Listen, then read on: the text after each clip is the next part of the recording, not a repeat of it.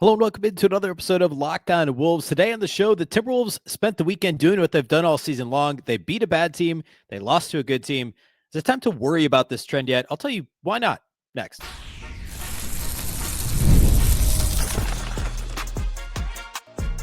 You are Locked On Timberwolves, your daily Minnesota Timberwolves podcast. Part of the Locked On Podcast Network, your team every day. Hello and welcome to Locked On Wolves podcast, part of the Locked On Podcast Network, your team every day, and also the Locked On Podcast Network, now the #1 sports podcast network. That's right, #1. Today's episode is brought to you by Game Time. Download the Game Time app, create an account, and use the code LOCKEDONNBA for $20 off your first purchase. Happy Monday, everybody. Hopefully you had a fantastic weekend. The Timberwolves spent the weekend doing what they've done for the first month of the season, and that is beat the team they should beat and lose to a team that is a good team. I'm not going to say a team that they should lose to because the Wolves are supposed to be one of the best 4, 5, 6 teams in the entire NBA this season. It's more or less worked out that way, but they've lost to all of the teams that are kind of at their level or potentially above them. And, that's just kind of been the rhythm of the season. I'll talk about why that's not all that concerning. We'll talk about the Denver game more specifically as well, since that's fresh. What happened on Saturday, not really a full post-game pod since we're a couple days removed, but basically breaking down the key takeaways from that game, what happened, and why I'm not ultra concerned about this moving forward. But certainly there's things to keep an eye on, which is kind of a theme that we got back to Thursday and Friday of last week. Like, hey, it's too early to push the panic button on some specific elements of the Wolves season so far, but let's keep a pulse on these items. We'll do that today. We'll preview tonight's Wolves-Mavs game, the first time the Wolves are playing a non-Kings Jazz Nuggets team for the first time in seemingly forever. So we'll talk about that as well a little bit later today. First of all, though, off the top, a big thank you for making Locked On Wolves your first listen every day. Of course, it's free and available everywhere. You can listen wherever you like to listen to podcasts, and you can watch on YouTube as well. All right, so the elephant in the room. So far this season, the Timberwolves have played really well against teams that they should beat, and they've played poorly for the most part against teams that are also good, right? Their losses are to teams that are likely title contenders. Lakers, I guess, maybe kind of sort of notwithstanding. I know a lot of power rankings have the Wolves ahead of the Lakers now, and of course, the health of LeBron is going to matter quite a bit down the road. In fact, Minnesota's lost 5 games. The only one that you would say is a quote-unquote bad loss would be the second Lakers loss. The one where Austin Reeves went nuts and the Lakers had 8 guys. They did not have LeBron. They did not have Luka Doncic. That would be the only real bad loss. Obviously, it's not great getting blown out by the Knicks. It's not great getting blown out by the Lakers the first time.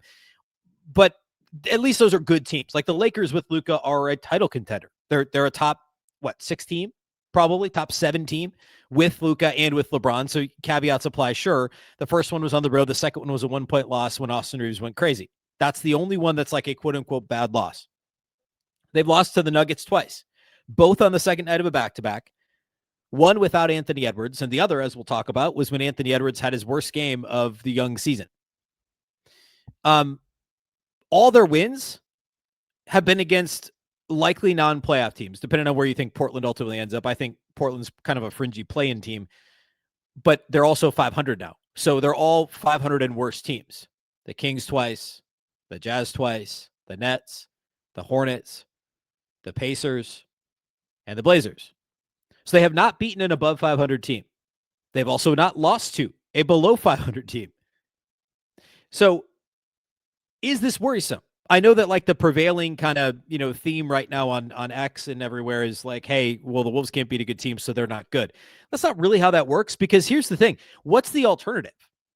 If the Wolves are sitting here at 8-5 and they had lost to the Jazz once and the Kings once or twice and the Nets or the Hornets, and they were, they've won 8 games. So say that they're 5-3 against below 500 teams, or even 6-2.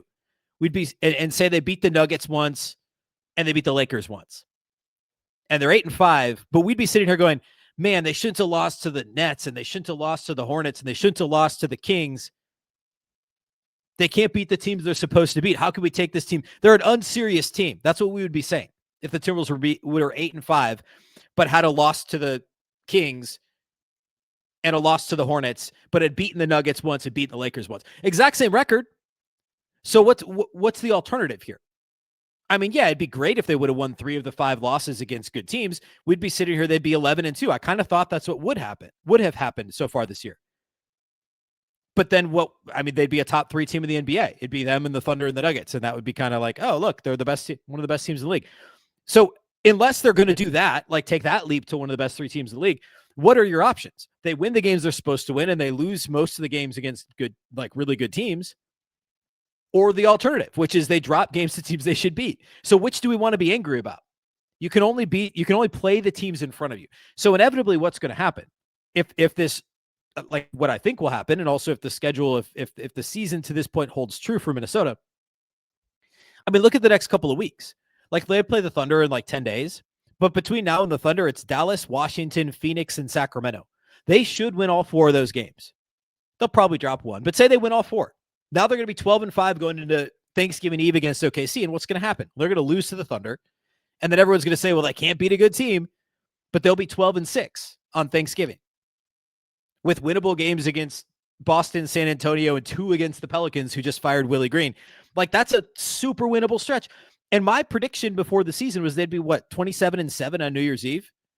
I don't think they're going to only lose 2 more times in the next 6 weeks, but they could easily be 24-10 given this schedule. Like seriously, the only above 500 teams that they play between now and Christmas are OKC twice and the Knicks. That's it. So the schedule is extremely easy. So what's going to happen? Like if the Wolves take care of business, either we're going to be too excited about the Wolves, like what I saw various power rankings, like Zach Lowe and Rob Mahoney, the Low Post podcast he did at First Avenue last week. They had the Wolves in like the top 4 power rankings. Or I think they both had them in the top 4 in the West. And I was like, I don't know. They're beating bad teams lately. Like they're playing fine. They're playing well, but it's a little bit smoke and mirrors-y. And at the same time, let's not sit here and say the Wolves aren't good. They're beating all the teams that they should beat. They're going to find a rhythm. We're still in November. Think back to last November, where the Timberwolves were. This is about the time Julius Randle hit that buzzer beater against the Suns, and it was like the only good moment of the month of November, basically, for the Wolves. And then the injuries to Dante and Julius and Rudy in January and February, and then eventually they finish the season strong and they get to the conference finals. I'm not saying like yeah, it'd be great if they were 12-1 or whatever, or 12-2, 13-3. Like that would be great. That would be preferred. but like they're beating the teams they're supposed to beat. And that's why I'm not panicked about this. I'm not panicked about the way that the season has started for the Timberwolves. It'd be a lot worse feeling if they did the typical Wolvesy thing, which is losing to the leagues. Remember, was it 2 years ago when they won 56 games, but they lost like 6 games to teams that were like the bottom 5 teams of the league or something crazy? And it was like, I should have won 60 games this year. Or 3 years ago when they were the 8th seed and they lost to Denver. I think that was the year it was even worse. And it was just lamenting the fact they were losing to like the Pistons and the Hornets and stuff.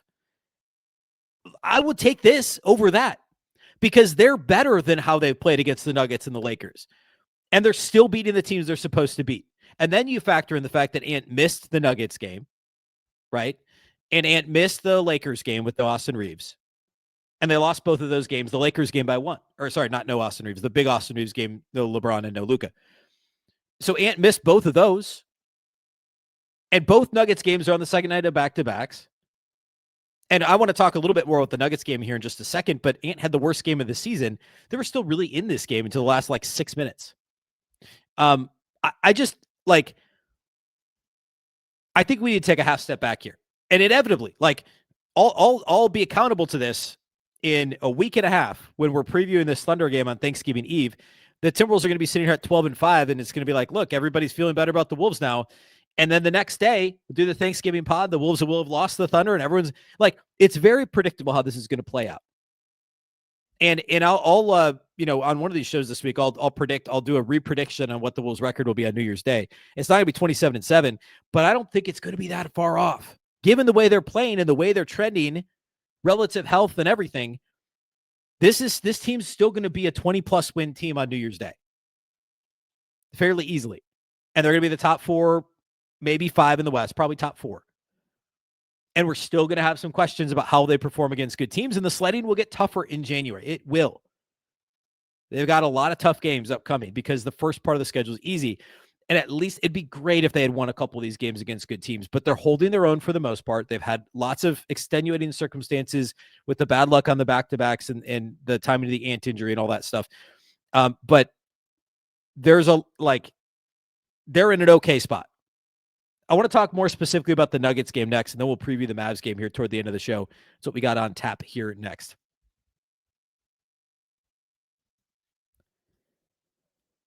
Today's episode of Locked On Wolves is brought to us by Robinhood. Your ambition just met its match. With Robinhood, you play for the win, not just on game day, every day. Locked in on every opening, beating your PR, beating it again, channel that drive into your money.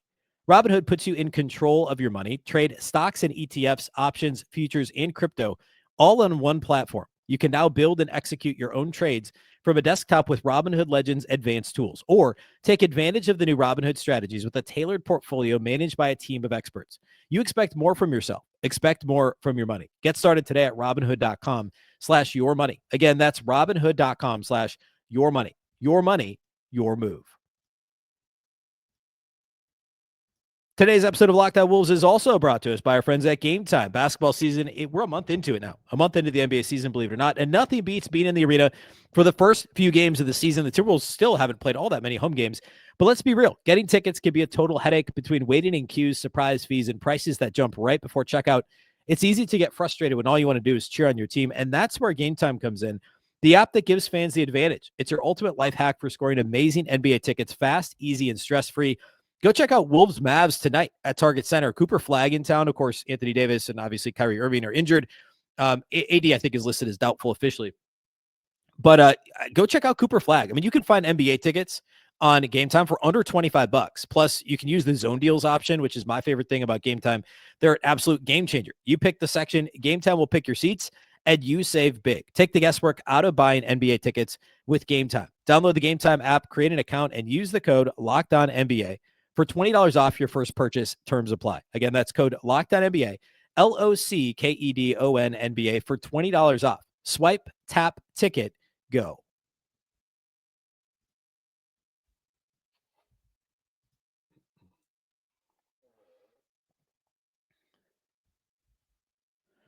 Big thank you once again for making Locked On Wolves your first listen every day. And again, I thank you for helping to make Locked On the #1 sports podcast network. Could not do it without the listeners. Absolutely appreciate you tuning in each and every day. All right. Specifically related to the Nuggets game on Saturday. Timberwolves again on a rest disadvantage. Denver had not played since Wednesday. They had 2 days rest. Minnesota was on the second night of a back-to-back. There was a lot of flukiness in Saturday's game as well. Minnesota actually, they did very well in the paint. I know Rudy Gobert didn't play well. They controlled the paint for the most part. And the Rudy foul trouble was a little fluky. I thought he was, not good offensively, but active defensively. And kind of the trends continued with the offense being miserable with Rudy on the court, but the defense being horrendous with him off the court. With him off the court. Also, Denver played a zone in this game quite a bit. And something we'll probably talk about later this week. I'll dig in a little bit because we hadn't seen the zone as much the last couple of weeks. Early in the season, a couple of teams played it. We hadn't seen it as much recently, and Minnesota's been shooting the three really well.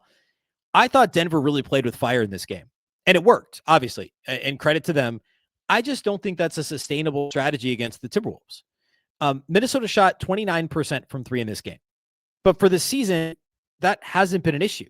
Like coming into this game, Minnesota was still top three, and even after this game, in terms of three-point percentage, Minnesota is fourth. They're 39.1% on the season. They got a bunch of guys that knocked down threes. And yet Denver was basically daring the Timberwolves to do that. And it's more really about, it's not simply like obviously you can play zone against teams that are bad shooting from the perimeter, bad perimeter shooting teams. This was more of just trying to disrupt Minnesota's flow and get in their head. And it worked. I mean, it messed up Ant big time. Ant had just 26 points on 23 shots. He was 0 of 8 outside the arc. And it's not like he shot twos much better. He's 8 of 15 on twos, which given where he's shooting those twos from, a little over 50%, like you'd expect that to be a better mark. Thankfully, got to the line 12 times and kind of salvaged his scoring night. But 0 of 8 from beyond the arc is very unusual, of course, for Anthony Edwards. Outside of Nas, who is 4 of 7 and easily, I thought, the best Timberwolves' best player in this game. Easily might be strong. I thought he was the best player overall. Although, Julius had a good game once again, and Jaden had some moments, but I thought Naz Reid was the best pound for pound minute to minute player for Minnesota, and they needed him to be with Rudy's foul trouble. But besides Naz, like the Timberwolves only made 6 non-Naz threes, and nobody else made more than 1. I thought that the disruption that Denver caused by playing his zone was massive. And again, I thought they really played with fire. Like they were daring Julius Randle to shoot from the perimeter, which I understand. Like even though he shot the 3 really well this year, I understand trying to make him into a 3-point shooter versus letting him play bully ball, get to the free throw line, get into the paint, which he does, right? Like Julius still doesn't shoot very many non-paint 2s, even though he technically shooting a lot of mid-range jumpers. He's getting into the paint and he's drawing fouls, and he's so effective when he just gets right inside the elbows. And sure enough, I mean, he was 8 of 12 on 2s in this game and got to the line 7 times, but he was only 1 of 5 on 3s. And I go back to Denver disrupting the rhythm of the Timberwolves offense, and they were basically daring him to shoot 3s, which is such a weird thing to do with the guy who's shooting 40% from 3. But they were doing it. It was working. And that's why I say I really think they were playing with fire, and I don't think it's a sustainable strategy the next time the Timberwolves play Denver, which I believe is on Christmas Day in Denver. And who knows, like it's on film now. It worked. And so Minnesota will prepare for it. Maybe the Nuggets never go to a zone against Minnesota next time around, but that was an effective strategy this time. But you're not very often going to get Anthony Edwards and Dante DiVincenzo to combine to go, 1 of 14 from outside the arc, or throw in Julius Randle, and the 3 of them together were 2 of 19 from outside the arc. That's not going to happen again. Or said another way, the Timberwolves their starters completely, or like overall, were 3 of 22. That's unlikely to happen again.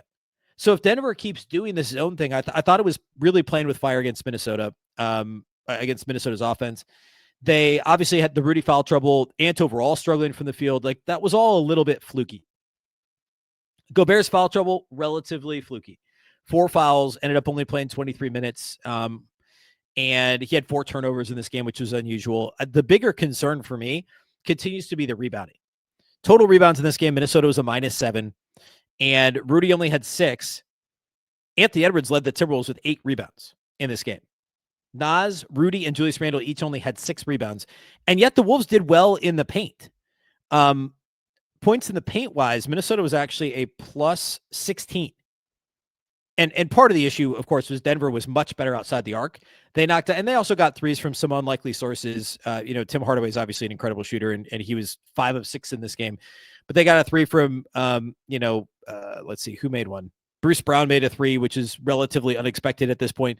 I don't know. It was just like Eric Gordon was 4 of 6 from 3. As a team, they were 48%. So again, Denver's 10-2. So don't, any Denver fans listening to this, I'm not saying Denver winning this game was fluky. What I'm saying is that the things that derailed Minnesota was relatively fluky. Remember, they were winning at halftime. They're up 5 at halftime.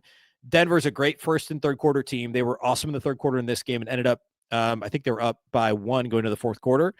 And then it was just kind of this snowball of like the Rudy foul trouble, the Rudy turnovers, Ant not being able to buy a shot. And the way that Ant is, for better or for worse, is he's going to try and shoot himself out of a slump, right? Shoot or shoot. That's what Ant does. And it didn't work in this game. I thought he was actually okay. Like defensively, he had 5 stocks. I thought he was active on defense. I thought he was active on the glass. It was just the shooting. And overall, it just didn't, like some of the turnovers were pretty bad. He ended up with only 3 turnovers, but a couple of them were really bad. It was just a bad Ant game. And that's not going to happen all that often.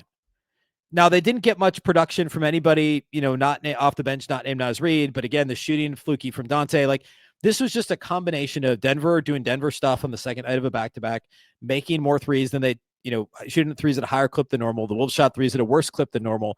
Also, Denver had 15 more free throw attempts in this game, which is a bit jarring. Obviously, Denver is good at getting to the line, but to be minus 15 on free throw attempts and minus 4 at 3-point makes, I mean, like you can't be. There were minus 11 at the line in terms of points and a minus 12 in terms of points outside the arc. You can't do that and win a game, and sure enough, they lost by 11. So I still don't mind the Denver matchup.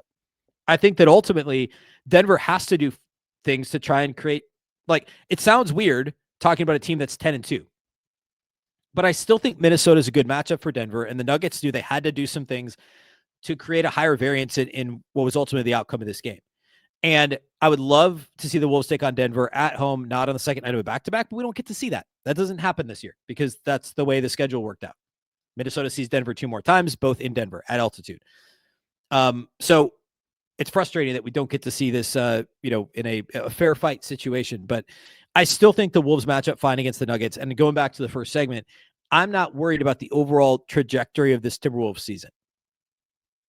Obviously, it would be better if TJ Shannon had played better. It'd be better if he hadn't gotten hurt. It'd be better if Dillingham had been a little bit better.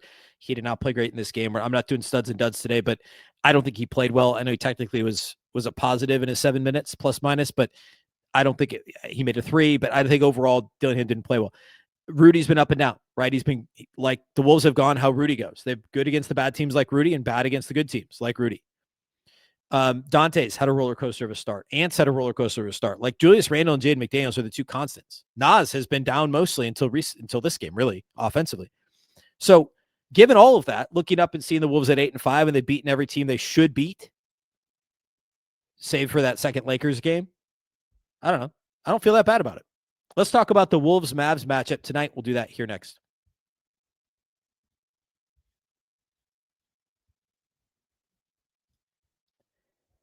Today's episode of Locked On Wolves is brought to us by our friends at FanDuel.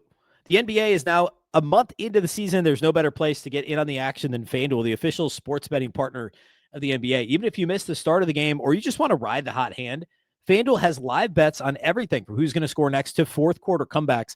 Plus, you can even combine your live bets. And I don't know, you could take part in a same game parlay if you want. You could just whatever you want to do from a same game parlay standpoint to look for a bigger payout. It's a ton of fun to live bet the games. Monday night, there's football and there's basketball. You can get into both of those things at the same time. It keeps every game exciting, especially when your team is making a late push. As of right now, there's no Timberwolves line for Monday night. The Mavericks are playing on Sunday. So that's probably why. And we don't know if Anthony Davis will play. The Mavericks are at home and they're 3.5-point underdogs to Portland on Sunday as I'm recording this. So no line yet for Wolves Mavs on Monday night, but pay attention to it. I expect Minnesota to be pretty hefty favorites given the rest advantage and the health advantage. I don't know what, 8.5, 9.5 points probably, I think is what the line is going to be. So keep an eye on that. And a reminder, you can live bet or same game parlay however you'd like on Monday night. Right now, FanDuel is giving new customers $300 in bonus bets when your first $5 bet wins. Head to FanDuel.com to sign up and play your game with FanDuel, the official sports betting partner of the NBA.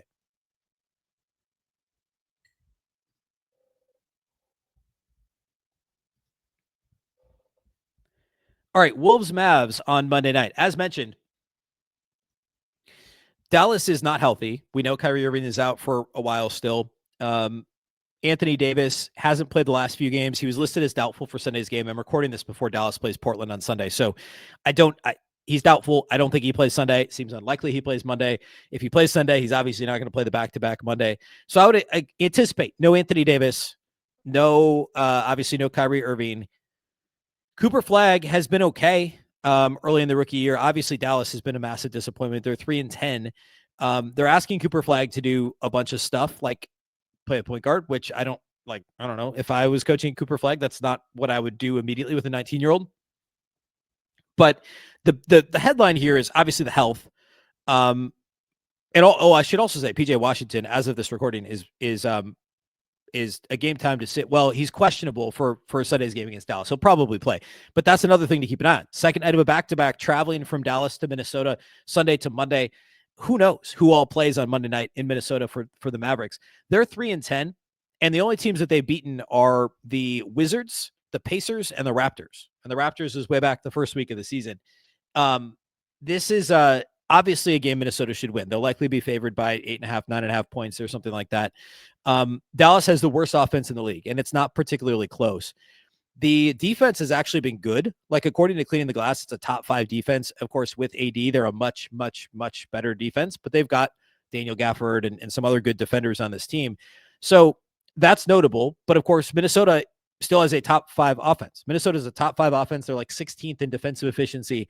But again, Dallas is dead last in offensive efficiency. So if the Mavs score a ton of points, then we can maybe start to be a little more worried about the Wolves defense. But I think it's been looking better lately. Although I didn't even really talk about this with the Nuggets game since this wasn't a full post-game pod. But to me, the most alarming thing outside of the rebounding against Denver was Jamal Murray getting to the rim over and over. And this was like mostly a first half thing. But the perimeter defense was miserable for the Timberwolves.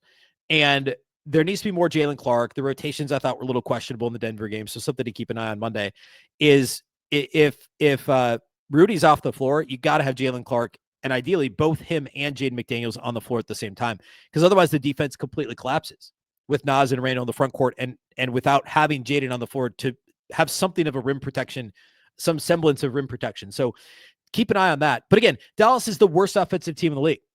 The only way they score is by getting to the free throw line. Like they're bottom 5 in effective field goal rate, or effective field goal percentage, I should say. They're 29th in 3-point percentage. They are 27th in offensive rebound rate. They don't get offensive rebounds. They do get to the line a fair amount. But I mean, like, AD's only played in 5 games, but Anthony Davis is like the guy who gets the line. Other than that, it's really just like PJ Washington, a little bit of Najee Marshall. That's kind of it. Cooper Flagg gets line a little bit, but maybe not as much as you'd expect him to. I mean, he's also trying to play point guard, so like they just put a lot on his plate really early in his career. In case you can't tell, I disagree with how they're handling Cooper Flagg's role to this point. But like, if the Wolves can manage to defend without fouling, which is a huge ask of this team. Remember, Denver shot 38 free throws in this game on Saturday. Another quick aside from that game, the officiating was horrendous. It just was. But Minnesota also is too grabby on defense. They have been for basically all season. They're now still bottom. They're 22nd in defensive free throw rate. So like they're allowing too many free throw opportunities for their opponents. It's not strictly an officiating problem. As bad as the refs were against Denver, Minnesota has a problem defensively in terms of allowing teams to get to the line. And that and rebounding are really the only problems. Otherwise, the defense has been pretty good. They're contesting shots well. They're getting turnovers. Transition defense has actually been pretty good this year. It's mostly the defending without fouling and the grabbing defensive rebounds, which, again, Dallas does not get a ton of offensive rebounds, but it's also a way for them to hang around in these games. And if there's no Anthony Davis, it's really just Daniel Gafford. And other than that, nobody else is grabbing offensive boards for this team. So keep them off the offensive glass and defend without fouling, defend without fouling, defend without fouling. That is number 1, number 2, and number 3 is defend without fouling against this Dallas team. And if they do, this is a terrible offensive team. I mean, Minnesota should have no problem keeping Dallas off the scoreboard. And they're going to play fast, try and create a higher variance game. They don't actually shoot that many threes, and they're bad at shooting threes when they shoot them. We're going to see D'Angelo Russell. That'll be fun. He's shooting 24% from 3 so far this year, so get excited for that. Inevitably, he'll probably have a really good game coming back to Target Center. But anyway, so very winnable game as long as the Wolves can defend without fouling and keep Dallas off of the offensive glass. The Timberwolves should be just fine. And I know Dallas has a good defense, but as long as the Wolves shoot better than 29% from 3, they'll be okay offensively too. Peeking ahead, as mentioned, this week is a very, Minnesota should go 3-0 this week. Dallas Monday, Washington Wednesday, both at home.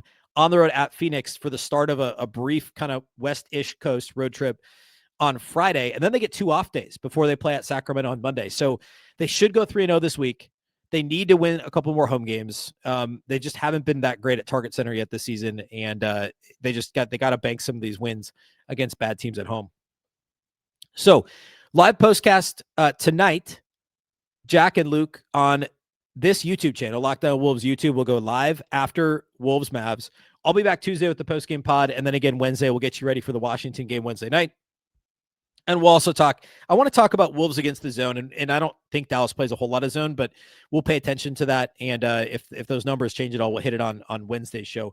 A big thank you for making Lockdown Wolves your first listen every single day. Of course, this show is free and available everywhere.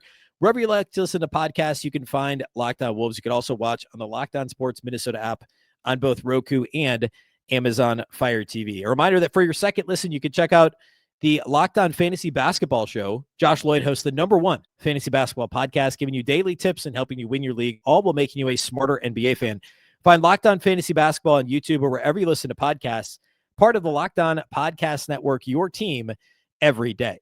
As is this show, part of the very same Lockdown Podcast Network. Remember, the #1 sports podcast network out there now, your local experts on all the biggest stories. Once again, I'm Ben Beecken. This is the Lockdown Wolves podcast, and we'll catch you next time.